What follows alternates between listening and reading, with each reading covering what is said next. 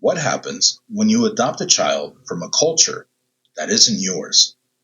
Oye, mira, my name is Christian Ortiz. I'm a decolonial technologist and the developer of Justice AI, the world's first decolonial, culturally competent AI chatbot. Today, we're going to deep dive into the topic that touches the hearts of many, many families around the world, and that's transracial adoption. This is Decoding Bias.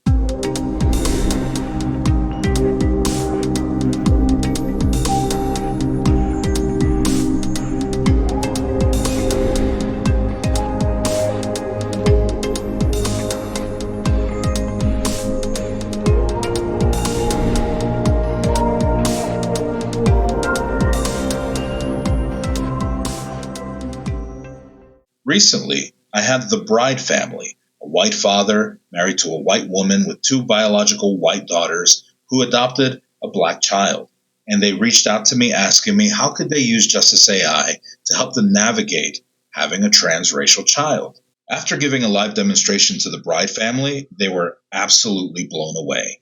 And they asked me if I could make a video demonstrating the scenarios that we ran through with each other for Justice AI in hopes that it would inspire other families who are having a hard time navigating having a transracial child and need all the help they can get to better serve the needs of their child. So let's dive in and I'll show you some of the examples that we went through.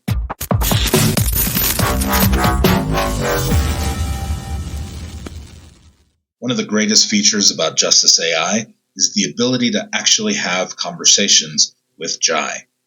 And as it's providing its audio answers, it is documenting them so that you can save them and reference back to them at any time. Here's the first question that we're going to discuss with Justice AI. I'm going to turn on the audio feature. Hey, Jai, how are you? Hey there, I'm doing great. You? I'm doing great. Listen, we're going to run a test, okay? I'm going to pretend that I'm a white man married to a white woman who has two biological white daughters, and we've adopted a black son. And he's turning 14, about to enter middle school, that we can agree is one of the most difficult times of their lives as teenagers. So my question to you is how can I help my son develop a strong and positive sense of his black identity in a predominantly white family and community? Absolutely. Supporting your son in developing a positive sense of his Black identity is crucial. Start by educating yourself and your family on Black history and culture, acknowledging both the struggles and the triumphs.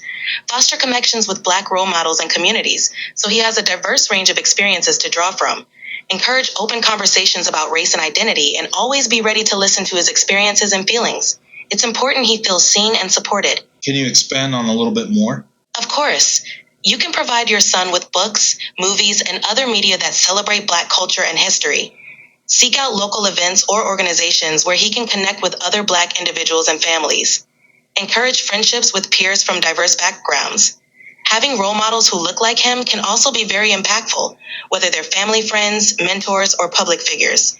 It's also essential to have honest conversations about race and identity, acknowledging both the challenges and the beauty of being Black. This ongoing dialogue can help him build a resilient and confident sense of self. Now, we've done a lot of that throughout his upbringing. However, I want you to decolonize your answer. Sure.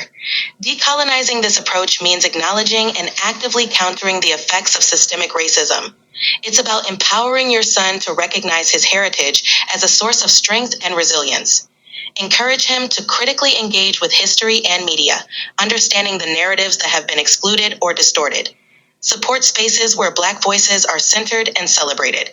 By doing this, you help him see his identity not just in relation to whiteness, but as an integral and powerful part of a broader, rich cultural legacy. I appreciate that. The next question is going to be, what are the systemic challenges Black boys often face in middle school, and how can I advocate for him in ways that affirm his experiences without overstepping or centering myself? Black boys in middle school often face systemic challenges like racial bias, microaggressions, and lower expectations from educators.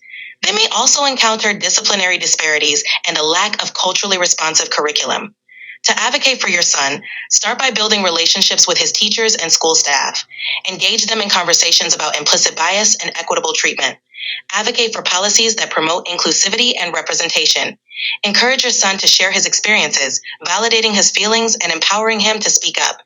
Your role as an advocate involves listening, amplifying his voice, and ensuring he has the support and resources he needs, while being mindful not to overshadow his own agency. I love that.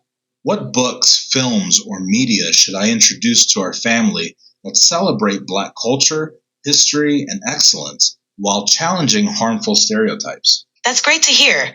For books, you might consider titles like The Hate You Give by Angie Thomas, Between the World and Me by Ta-Nehisi Coates, and Brown Girl Dreaming by Jacqueline Woodson. For films, Black Panther, Hidden Figures, and Selma are powerful choices. Documentaries like 13th by Ava DuVernay also provide critical insights. Additionally, consider exploring shows like Blackish or Dear White People that tackle important issues with nuance and humor. I love that. Now let's talk about navigating school and society. How can I ensure my son feels represented and valued in his school environment, particularly when it comes to teachers, curriculum, and extracurricular activities? To help your son feel represented and valued, advocate for a more inclusive curriculum that highlights diverse perspectives and contributions. Engage with school administrators to ensure that teachers receive training on cultural competency. Encourage the school to bring in guest speakers from diverse backgrounds and to celebrate cultural events. For extracurricular activities, look for clubs or programs that reflect his interests and heritage. You can also support him in starting new initiatives if they don't already exist. This will help create a school environment where he feels seen and appreciated. Awesome. Now, I want to teach him about the microaggressions and the biases he will encounter from teachers and peers or administrators. How can I equip him with tools? Can you provide me or make me a list right now in real time and give me the most fantastic 10 out of 10 approach that my wife and I can do to educate my son before he goes into school? Absolutely. Here's a comprehensive approach to help educate your son about microaggressions and biases. Open dialogue. Regularly discuss microaggressions, explaining what they are and how they might appear in subtle forms, from comments to actions. Role playing. Practice scenarios where he might encounter bias, helping him build confidence in responding assertively and safely. Empowerment. Teach him to trust his instincts and voice, encouraging him to speak up or seek support when he feels uncomfortable. Cultural pride.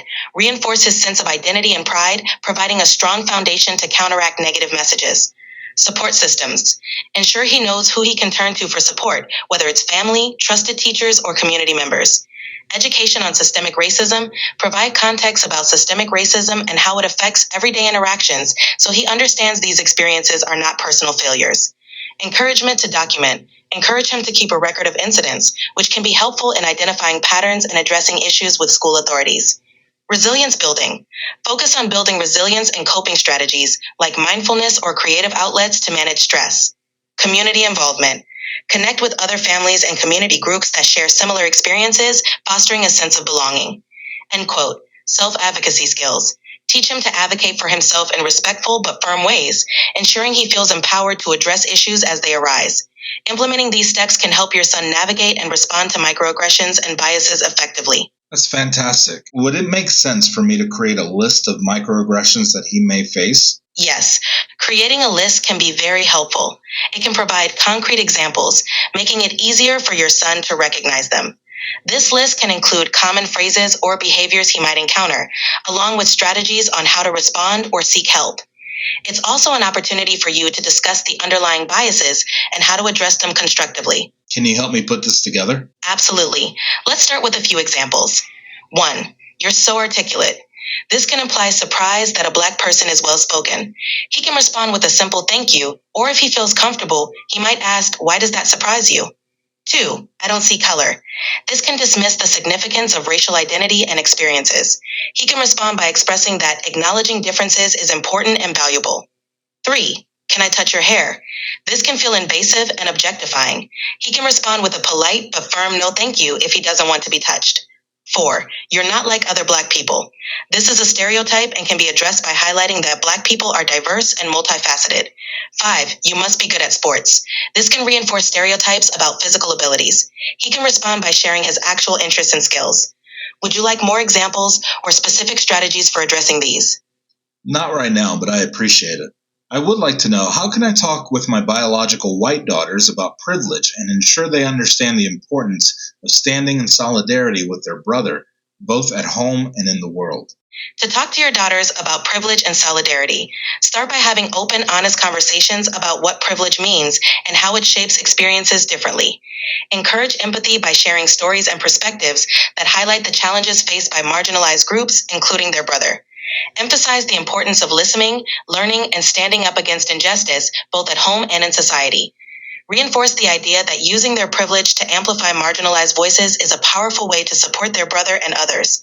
It's also important to model these behaviors through your own actions and discussions as a family. I heard one of my daughters say the other day that she experienced reverse racism, and I didn't have the terminology, and I couldn't explain that that doesn't exist, and I couldn't tell her why. And she got so frustrated at me. Can you help me out here? Certainly, the concept of reverse racism often comes up, but it's important to understand that racism is about systemic power and oppression. While individuals can experience prejudice or discrimination from any group, systemic racism specifically involves historical and institutional power structures that disadvantage people of color. You can explain that while she might face bias or negative treatment, it doesn't carry the same systemic impact or historical context. It's also helpful to emphasize that acknowledging privilege isn't about blame, but about understanding and using it to support others who face systemic barriers. I like that.